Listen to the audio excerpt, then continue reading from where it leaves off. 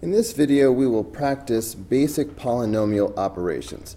Specifically, we will practice adding, subtracting, multiplying, and factoring polynomials. With regard to factoring, we're just going to be practicing factoring by the GCF, or greatest common factor, and factoring using the difference of squares pattern. So on problem number 9, this is just a subtraction problem. And you know what, let me zoom in. For a subtraction problem, the one thing I want you to do is put a 1 in front of the parentheses, make this a -1, and distribute that -1. So that's going to give you -8x plus 7. Then you can just go ahead and bring down the other part unchanged. So this would be 4x squared plus 5x. Now you're going to combine like terms, which you see right here. So that's going to give you 4x squared minus 3x when you combine the like terms plus 7. Okay, so this is a subtraction problem. Notice I didn't start multiplying 4x squared times 8x. That's what I would do if there were no minus sign in between. All right, so number 10 is an example like that. Notice there's no plus sign, there's no minus sign in between these parentheses. That's how I know that this is a multiplication problem. So I have a choice. I can either do the distributive property twice, or I can use something called the box method. Right now I'm going to do the distributive property twice. So if I do that, I have 3x times x. That's going to be 3x squared. And then 3x times -1 is -3x. So next I will distribute the -2. -2 times x is -2x. -2 times -1 is +2. Notice how I've lined up my like terms. You should do the same. So when I put these together, I'm going to have 3x squared minus 5x plus 2. And this will be the final answer. For an addition problem like number 11, you're really just combining like terms. The like terms are these. X and 4x are like terms, and then the 1 and the -3 are like terms. So we're just going to combine those. So when you combine like terms, you're just adding the coefficients, the numbers in front. The exponents won't change at all. So you need to start with 2x squared because that's the highest exponent. And then we'll move to the x's. So 4x plus 1x is 5x. And then 1 plus -3 is -2. So that would simply be the answer to number 11. Now, number 12, again, there's no minus sign, there's no plus sign between these parentheses. So this is a multiplication problem. So I have a choice. I can either do the distributive property repeatedly, or I can use the box method. On problem number 10, I did repeated distribution. So I think on problem number 12 here, I'm going to go ahead and do the box method. Okay, so for the box method, you need to pay attention to the number of terms in each set of parentheses.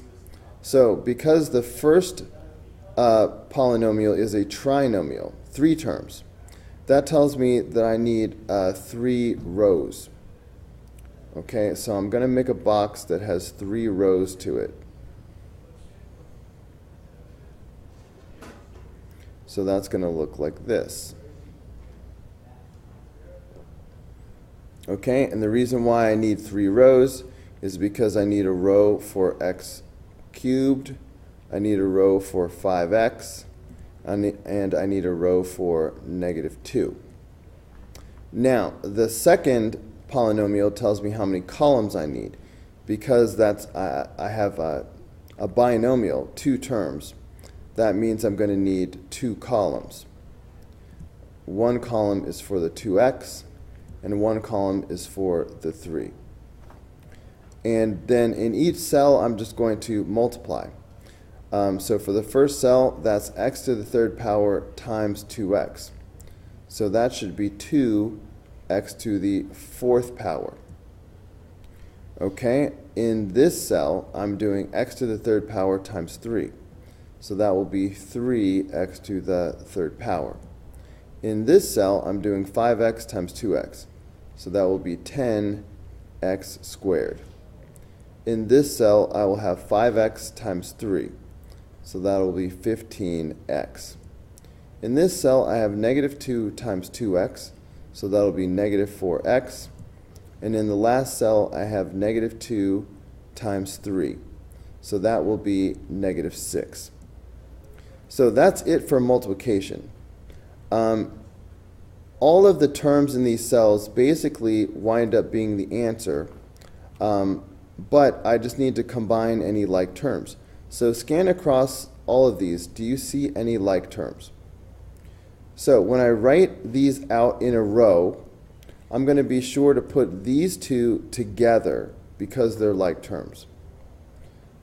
However, you have to be careful to go in descending exponential order.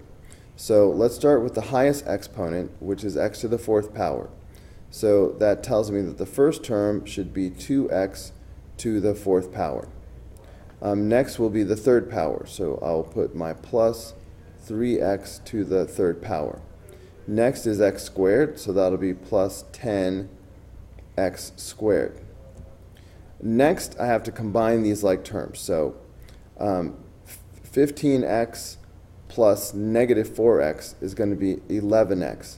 So I'm going to put plus 11x.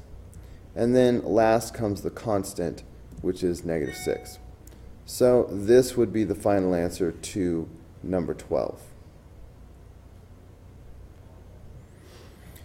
So now we need to factor.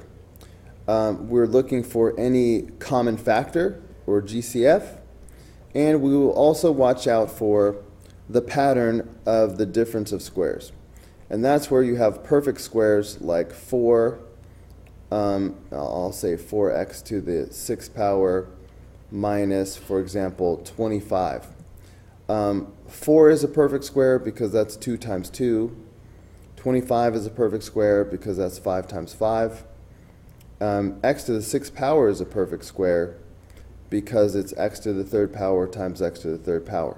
Anything times itself gives you a perfect square. When I say the difference of squares, I mean subtraction.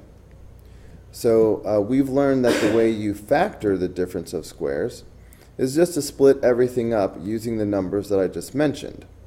4 would split up as 2 times 2.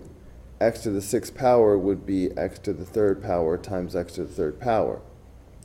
25 would factor as 5 times 5. And then the signs turn out to be plus and minus. So we will be looking for polynomials that fit that pattern. Okay, but first, GCF. So on problem number 13, there are no x's on the last term. So that means there will be no x's in my GCF. However, both of these numbers are divisible by 2. So that means there will be a 2. Will be my greatest common factor. So once you identify the greatest common factor, you go ahead and divide by the greatest common factor. And that tells you what to put inside of the parentheses. So that's going to leave me with x squared minus 25. Now, sometimes this will be the final answer, but sometimes what is left inside the parentheses will fit the difference of squares pattern that I was just reminding you about. And this problem is like that. X squared minus 25 is the difference of squares. 25 is a perfect square because it's 5 times 5. So this will factor as x plus 5 times x minus 5. And of course, we will bring down the 2 that we factored out in the first place. So this is now completely factored. All right, let's take a look at number 14.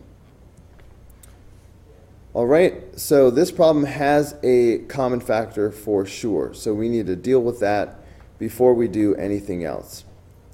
I see x's on both terms, so I'm going to bring out some x's as part of my GCF. But how many?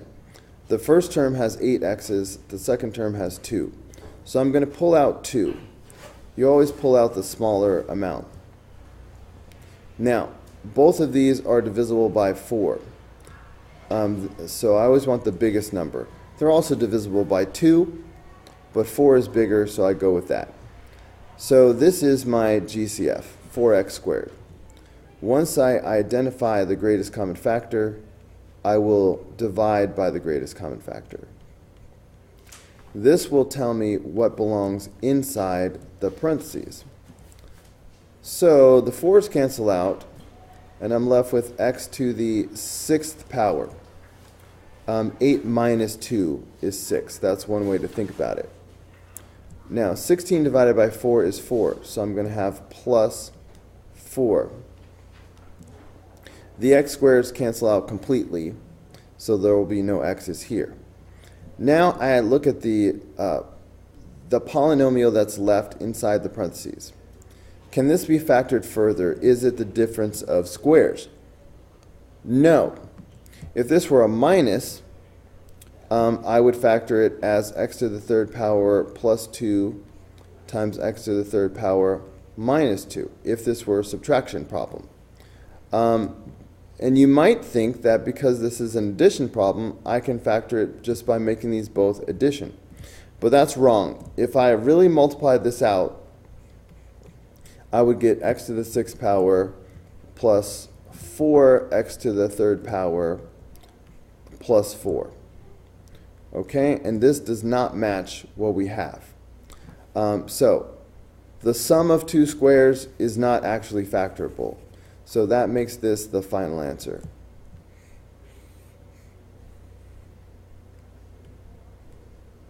Okay, 2 more problems. This problem has a common factor. I see x's on both, so I'm going to start with that. This one has 3, this one has 1x. So I always pull out the smaller amount of x's, which is 1. Numerically, both of these are divisible by 3 itself. So I'm going to include that in my GCF. So this is the GCF. Once you identify the greatest common factor, go ahead and divide by the greatest common factor. This tells you what goes inside the parentheses. The 3's cancel out, and x to the 3rd power divided by x is x squared minus 27 divided by 3 is 9, and here the x's cancel out. So now I look at what's left inside the parentheses, and I ask myself, can I factor this further? Does this fit the difference of squares pattern? It does. This is the difference of squares. 9 is a perfect square because it's 3 times 3, and this is the difference because it's subtraction. So this will factor as x plus 3 times x minus 3. And then I will bring down the 3x GCF, which leads me to the final answer.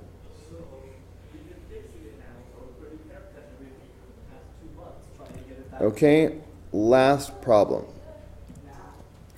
I scan across this looking to see if there is a common factor. There are no variables on the second term, so there will be no variables in a GCF. But also, there's no number that divides evenly into 9 and 25, other than 1. So there is no GCF. So all that leaves me is the difference of squares. Does this fit the difference of squares pattern? And actually, yes, it does fit the difference of squares pattern. It's the difference because it is subtraction. 9 and 25 are both perfect squares. 3 times 3, 5 times 5. And x to the 6th power is a perfect square because that's x to the third times x to the third. So that means I can split this up. As I mentioned, 9 is 3 times 3. X to the 6th power is x to the third power times x to the third power. 25 is 5 times 5. And for the difference of squares pattern, you always have 1 plus and 1 minus. So that is the final answer.